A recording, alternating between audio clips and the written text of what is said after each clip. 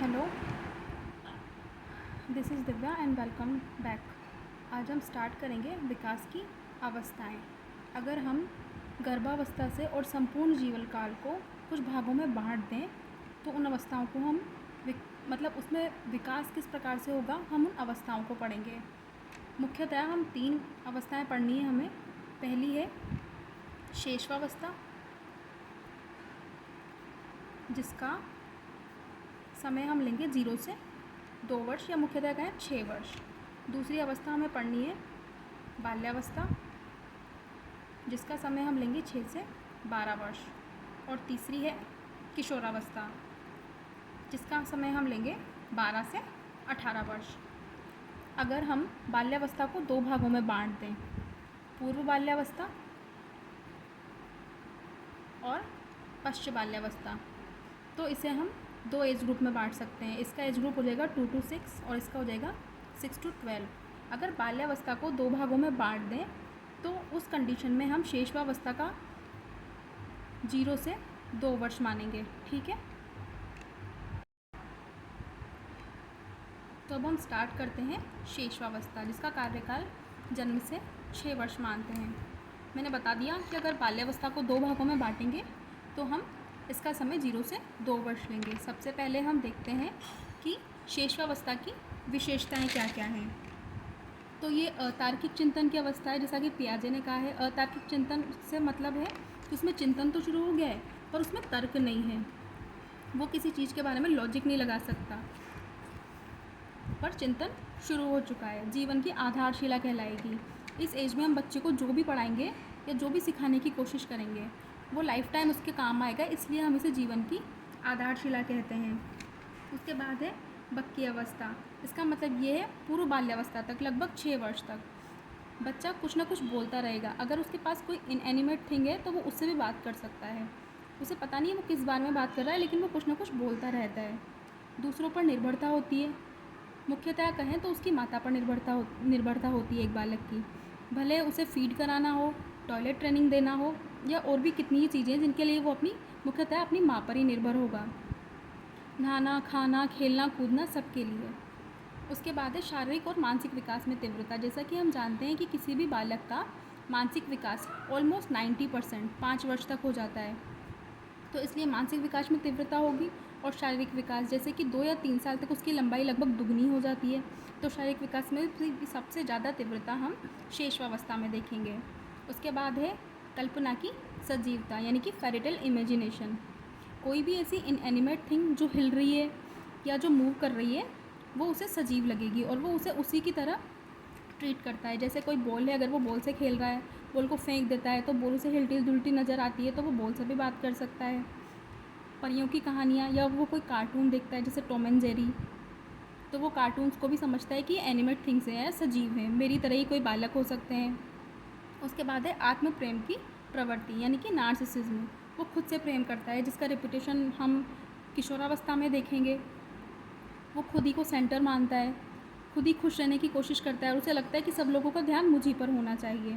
दोहराने की प्रवृत्ति होती है बच्चे में, किसी भी बात को बार बार एक ही बात को दोहराता रहेगा। जैसे घर पर गेस्ट आने पर माता पिता कहते हैं कि बाय करो, भले गेस्ट चले जाएं उसके बाद भी वो कई बार बाय बाय बोलता रहेगा।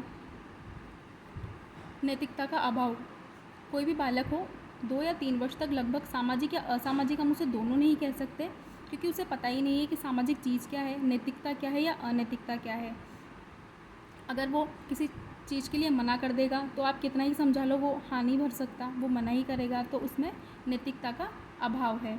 जैसे आपने कहा गेस्ट आने पर कि बेटा इनके पैर छुओ, और वो कहता है कि नहीं मुझे नहीं छूने, तो वो नहीं छुएगा, तो ये नैतिकता का अभाव है। अनुकरण।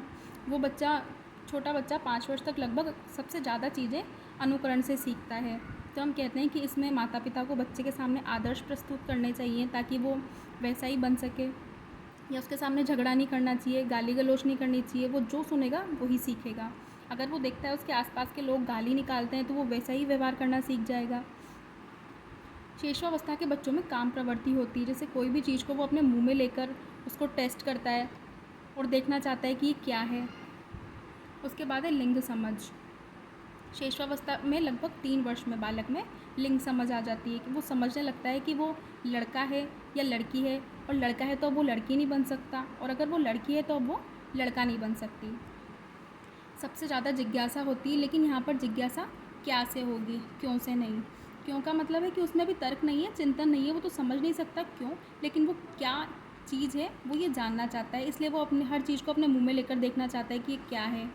बच्चा स्वार्थी होता है, सेल्फ सेंटर्ड होता है, उसे लगता है कि मैं ही खुश हूँ तो मैं खुश रहना चाहिए हूँ, अगर मैं दुखी हूँ तो आसपास के सब लोग दुखी होने चाहिए।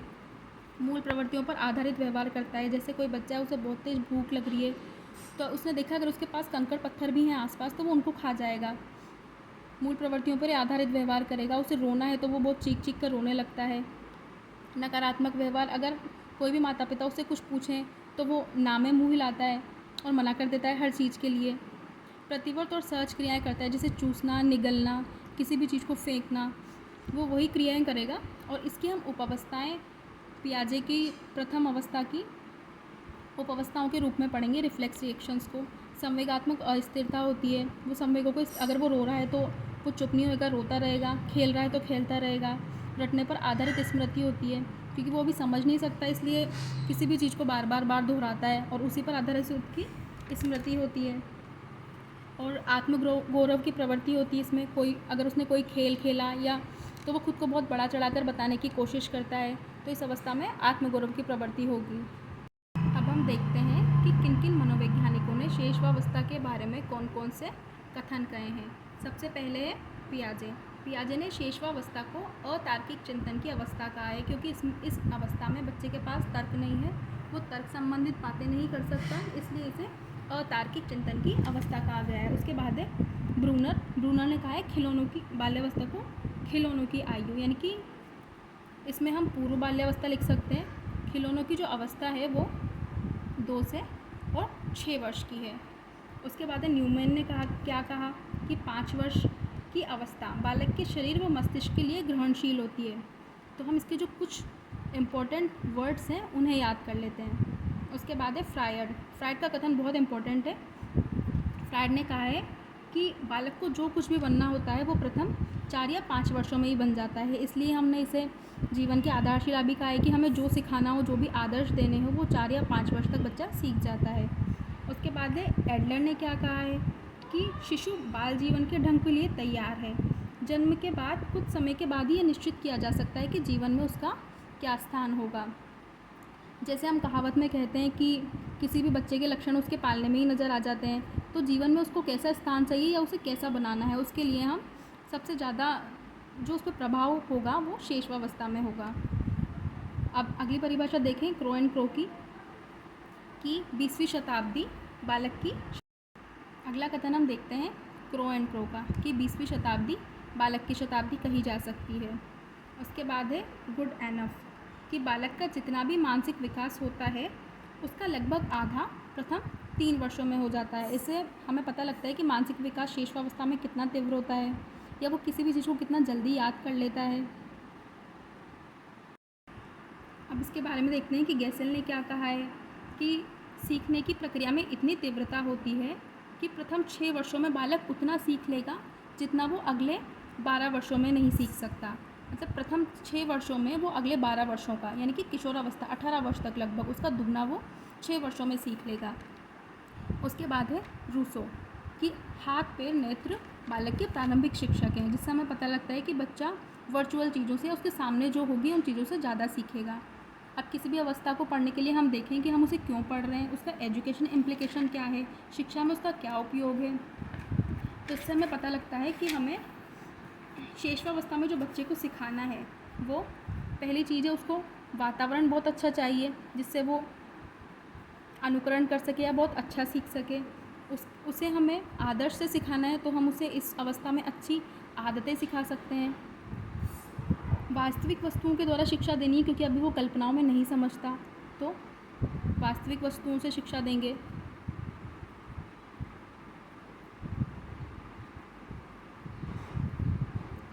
आत्मनिर्भरता है बच्चे की, तो हम चाहेंगे कि बच्चे को स्वयं करने के अवसर मिलें।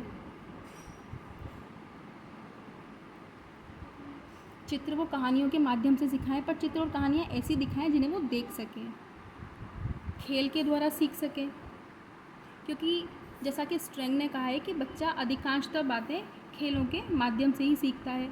इस वर्ष में बच्चा जिज्ञासु बहुत है, तो उसको जैसी उसकी जिज्ञासाएं हैं उसके जिज्ञासाओं की संतुष्टि की जाए, मूल प्रवृत्तियों को प्रोत्साहन दिया जाए।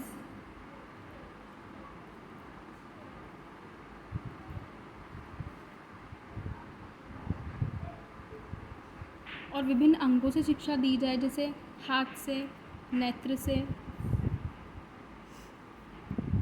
अब हम देखते हैं कि शेषवावस्था के विकासात्मक कार्य कौन कौन से हैं, या जिन्हें हम कहें डेवलपमेंट टास्क कौन कौन से हैं।